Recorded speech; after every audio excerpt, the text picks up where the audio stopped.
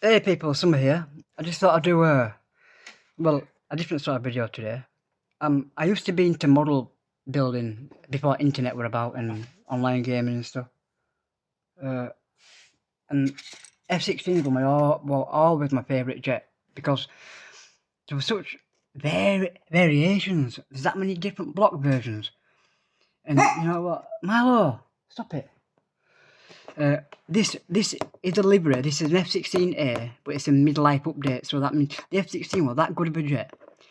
The airframe didn't really change for years, but the avionics and all the sensory parts and all the stealthy bits and all the you know radars and all that sort of stuff, all the modern weapons, weapons and stuff, and smart bombs and all head-up display changed over to electronic fly-by-wire stuff and all think the radome, the tail fins, different variations of air intakes, exhaust nozzles.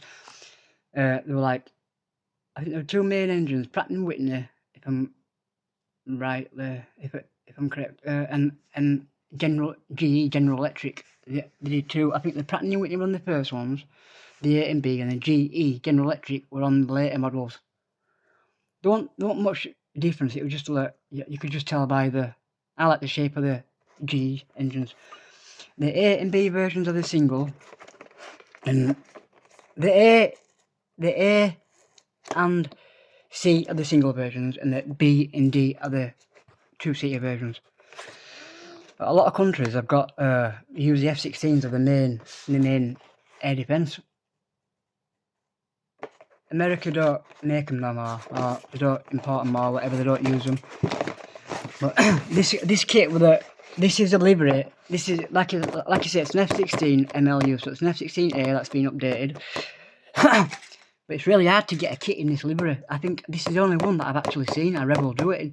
You can buy the extra decals, but you never get them to fit perfect.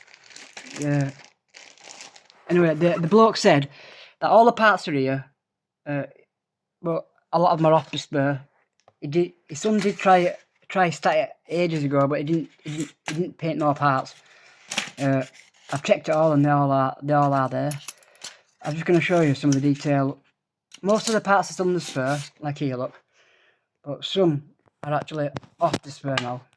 Some are actually off the spur, but the ones that are off the spur, I put into this little box here, so I can't lose them. I just want to show you some of the detail on it. So this is the spur. Anyway, this is it, the F16 first of all. The F16 MLU. It's a Dutch display team version, so it's not going to have no dirt on it. That's why I picked it. It's not going to have no... won't be much weathering to do. That's if I can remember how to do it all. Oh, it's a long process. It's not just a quick build it and paint it like you used to do when you were a kid. You have to plan it, you have to dry fit it, test fit it. And you have to make sure you've got a good bit. Before you commit to glue and paint, you've got to make sure you've got a good join. That's what I always remember doing. Right, but we'll do this together if you stick with me. But today we're not going to do no painting, I'm just going to have a look at it and maybe dry fit some parts. So this is it, 172 scale. Let's have a look at the box.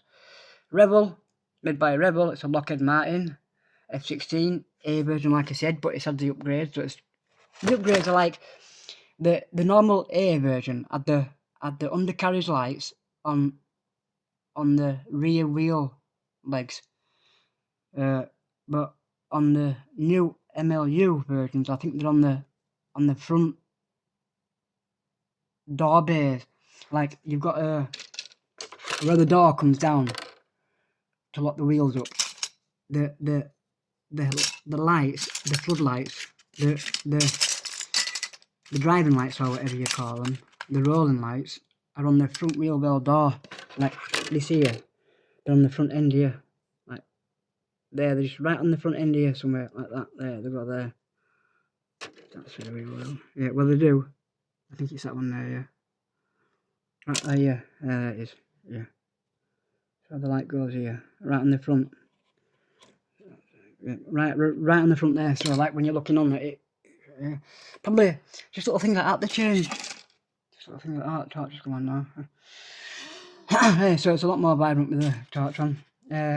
Yeah, so I was just going to show you the details, wasn't I? So this is the wheel well. Yeah, this is the main wheel well. Let me just put, we're going to get this zoom up. Right. So it's 1/72 scale. Remember? Look at that. I put my finger there for perspective. But that sprayed white, that primed sprayed white, and then either give an oil pin wash to bring all the black pin wash to bring all the recesses out. So what I'd do is I'd spray it first, primer, and then I'd put my colour on. Then I'd pin wash it maybe, and just because it's I won't go too much over to painting undercarriage because I'm going to have this. I think I'm going to do this F6. I don't know whether to do it with the wheels up or wheel down, just in case there's some parts missing. It's a shame though. I think all the parts are there. Look at the details on the legs, and it's a shame to. A lot more can go wrong with it when you build.